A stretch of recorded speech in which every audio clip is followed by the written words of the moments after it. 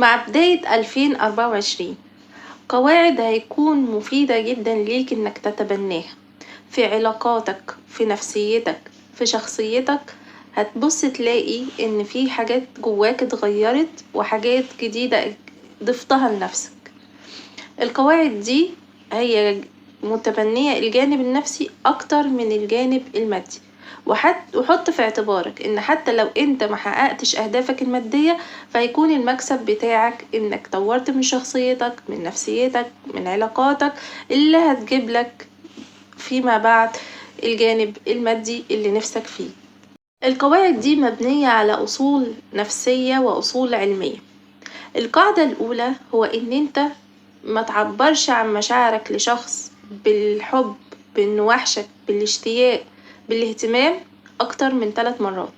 وهو ده مش رقم يعني محطوط كده، ده مجرد فرص انت بتديها للشخص مرة واتنين وتلاتة. المرة الرابعة الفرصة دي انتهت ومش هديها تاني، لان ده على حساب نفسي وعلى حساب طاقتي وعلى حساب مجهود نفسي انا بعمله. انه فكرة ان انت تدي لشخص 3 فرص، اكتر من 3 فرص، ده بيكون على حساب طاقتك انت. لما انت تقعد تتصل بفلان وتهتم بيه وتقوله ان انت وحشني وهو مش مهتم اصلا ومتجاهلك، لما انت تقعد تقول لفلان ان انت عايز تقابله وهو مش حاطط في دماغه، او فلان عايز تقعد معاه وهو اصلا مش معبرك، ده كله على حساب طاقتك وبيأثر في صورتك الذاتية بدون ما تشعر. فكرة ان انت بتهتم بشخص وبتعبرله عن اللي جواك ناحيته، فكرة ان هو يتجاهلك او ان هو مش مهتم، ده كله بيوصلك رسائل بدون لا وعي منك، ان انت مش مهم في حياته، ان انت مش مهم في حياة حد، ان انت بالنسبة له بتكون مضمون علشان انت مهتم طول الوقت وهو لأ. فكرة ان الضمان عند بعض الناس بتخلي فرصة ان هو يستنزف طاقتك. ففكرة ان انت توصله ان انت مضمون وان انت عبء، ده بيأذيك انت نفسيا وبيستهلك طاقتك. شخصيا من النوع اللي بحب اعبر عن مشاعري تجاه شخص بحبه، لكن لما يوصل لي احساس ان انا تقيلة وان هو مش مقدر اهتمامي فده بيأذيني وبيأذي صورتي الذاتية ويحسسني ان انا لا استحق وان انا مش مهمة في حياة حد. عشان كده ان احنا نوقف العطاء اللي احنا بنديه، وما ترجعش بعد كده تقول لنفسك ايه ده، هو انا الناس الصح بتيجي في الوقت الغلط. لا، هو الناس الصح بتيجي في الوقت الصح لانه ربنا مخطط لك حياتك ومقدر لك كل حاجة صح بقدر. لكن انت اللي عمال تحرق بنزين على الفاضي وتديه للناس اللي هي لا تستحق واللي هي مش بتقدر وجودك في حياته.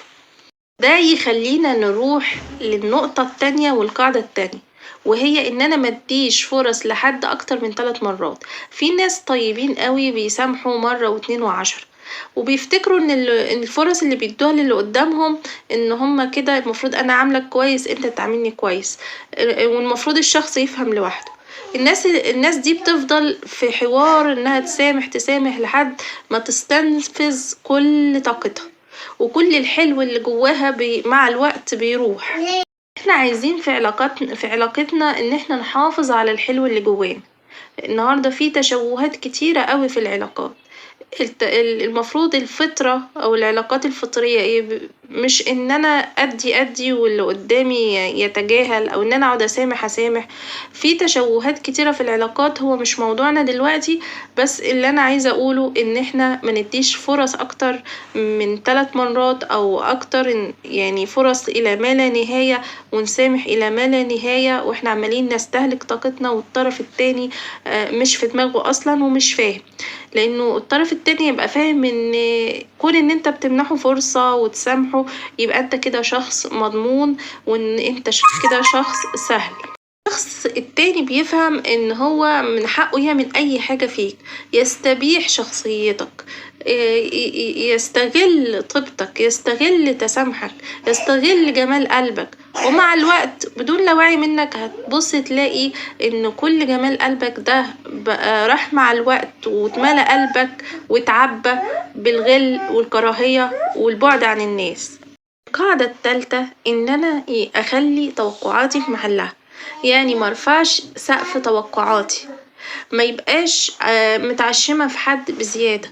يبقى انا شفت موقف من شخص ما عجبني، فكل توقعاتي اللي بعد كده توقعات فوق الوصف، فلاقي ابص بعد كده اشتكي، ارجع اشتكي ده فلان خذلني. لا، ما انا خلي توقعاتك مبنية على افعال الشخص، مش على اساس اللي انت شايفه والصورة اللي انت بنيها عنه. خلي افعاله هي اللي تحدد لك توقعاته، افعاله المتكررة معاك. انت شفت منه موقف حلو، بنيت بعد كده كل توقعاتك ان هي خلاص الشخص ده بصورة معينة انا متوقع منه حاجة معينة، فالكلام ده مش مظبوط. نيجي بعد كده نقول انا فلان انا بحب فلان، وهو ليه ما بيحبنيش زي ما انا بحبه، هو ليه ما بيعاملنيش زي ما انا بعامله. في الحقيقة انت المشكلة عندك، انت اللي بتعامله بعينيك وباللي انت شايفه. لما تقولي لحد ازاي انا بحبك وانت ما بتحبنيش كده، لا، انت سيطر على نفسك وما تحبوش يا سيدي، انت كده سيطر على نفسك، سيطر على مشاعرك. وبدل ما انت عمال تقول انا سامحتك مرة واتنين وعشرة وضيعت عمري معاك وزعلان على نفسك، ما انت اللي اديت فرص في غير محلها. فلان لقيت منه موقف معين، ما لقيتش منه اهتمام معين، كل ده هتخليه تحجمه في الحجم الطبيعي بتاعه وترجعه لمكانه الطبيعي، بدون ما ان انت تأفور بقى وتزود في حجم الشخص ده.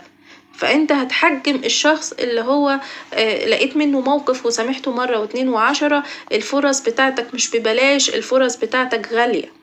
قاعدة رقم 4 اللي هنتعلمها في 2024، إن عمري ما هاجي على نفسي لأي إنسان كان، إلا عشان حاجة واحدة بس، عشان خاطر ربنا، عشان انت بتعمل العمل ده لله فقط.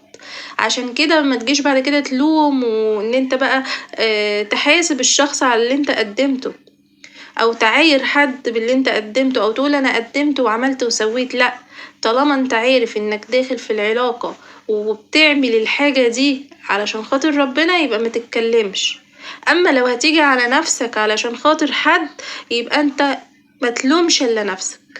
يعني انا مش مستنية حاجة من حد، والقرار ده فيصلي، واي حاجة هعملها اديت مثلا كلمة لحد تبقى لازم مكتوبة. ليه؟ لان انا حقي لازم احفظه مكتوب مهما كان الشخص. وخلوا بالكم ما تعملوش الحاجة دي بغل، انا هعمل واسوي ومش هعمل حد كويس، او مش هدي فرصة لحد ومش هسامح حد. ما تعملوش كده بغل، اعملوها بوعي. في فرق ان انا اعمل الحاجة دي بوعي وبعمل كده عشان خاطر نفسي، عشان احافظ على سلامي الداخلي، عشان احافظ على الحاجة الحلوة اللي جواي، علشان مفيش حد يستغلني. وفي فرق بين ان انا بعمل كده بغل بقى، وان انا بكره كل الناس وخايفة من كل الناس. الفكرة هنا ان حسن النية مطلوب وسوء الظن مطلوب. لا انا حسن النية يبقى مطلوب طول الوقت عشان محدش يستغلني، ولا سوء النية مطلوب طول الوقت علشان هعيش بقى في ان انا مهددة خايفة من كل الناس. القاعدة الخامسة اللي هطبقها في 2024، وهو إن أنا هعترف بضعفي، هعترف بخطئي، هقبله، ومش هعبر لأي حد عن النقاط دي اللي هي اسمها التعرية النفسية، غير لحد أكون واثقة ومتأكدة إن هو عمره ما هيستغل ضعفي ده. فالتعرية النفسية مش لأي حد، مش لأي صديق، حتى لو زوج، حتى لو كان مين مكان، انت بتطمن وبترتاح للشخص ده. برضو لازم تتأكد ان الشخص ده مش في يوم من الأيام مش هيستغل ده نقطة ضعف ضدك. قاعدة رقم 6 في 2024، انه اي حد يخسرك يبقى هو خسرك انت. ما تجيش بقى على نفسك وتقعد تفكر هو ده ليه عمل كده، وانا كنت غلطان في ايه، هو انا عملت ايه. احنا عندنا ثقافة بقى ان ايه، اي حد يسيبنا، يهجرنا، يخسرنا، بنشاور علينا احنا. بدل ما نشوف هو ايه المشكلة اللي عنده هو. احنا كناس شايفين نفسنا متزنين، عندنا الاستعداد ان احنا نعترف بأخطائنا. طيب طالما احنا متزنين هو واضحين ومستعدين نعترف بأخطائنا ومستعدين للحوار، هو شايفنا ليه ما جاش مثلا ان احنا لو ارتكبنا غلط ليه ما يجيش يعاتبنا، ما يجيش يقول لنا انت غلطت في كذا كذا. يبقى لما حد يخسرك هو اللي خسر، هو اللي عنده عدم اتزان، هو اللي عنده الاضطراب. فانت خسرت حد مضطرب مش متزن. منين انه مضطرب؟ ان انت حضرتك عمال تديله كتير كتير وتحاول معاه كل المحاولات وهو ولا في دماغه. هو انت عمال توضح له وتستفسر وهو غامض، تصرفاته غامضة، تصرفاته مش واضحة، مفيش اجابات واضحة على اسئلتك. فانت عايز ايه تاني؟ قاعدة رقم 6، انك ما تنخدعش بحلاوة البدايات. وده مش معناه ان انا يكون عندي سوء ظن او اتوقع السيء دايما، لكن ابقى حاطة في اعتباري ان عادي استمتع بالبدايات وحلاوتها، لكن احط في اعتباري ان متوقع الحلو ومتوقع الوحش من الشخص، متوقع انه يتغير. في اعتبارك ان مفيش نقطة نفسية او مستوى معين من النفسية ثابت هتوصل، لازم هتقوم وتقع، هتقوم وتقع، وهتتعلم وهتتألم، وهتبقى ممتن في يوم من الأيام للناس اللي وجعوك دولت، علشان انت اتعلمت حاجات كتير لا يمكن كنت تتعلمها وانت مش موجود. أتمنى تكون سنة 2024 هي خلاصة تجاربكم من 2023 اتعلمتوا منها. ياريت تكتبوا بورقة وقلم كل حاجة مرت عليكم في 2023 وتعلمتوا منها ايه، عشان العقل بينسى. فعشان ما تنساش اكتب انت ايه اللي اتغير فيك من خلاصة التجارب وتعلمته، علشان يبقى بداية ان انت تبني شخصية جديدة، ما تقعدش في نفس الدايرة تبني نفس العلاقات ونفس التجربة وما تعلمناش في الاخر حاجة. خليكم، واتمنى ان الفيديو يكون عجبكم، ومتنسوش الشير واللايك عشان يوصل لاكبر عدد من الناس.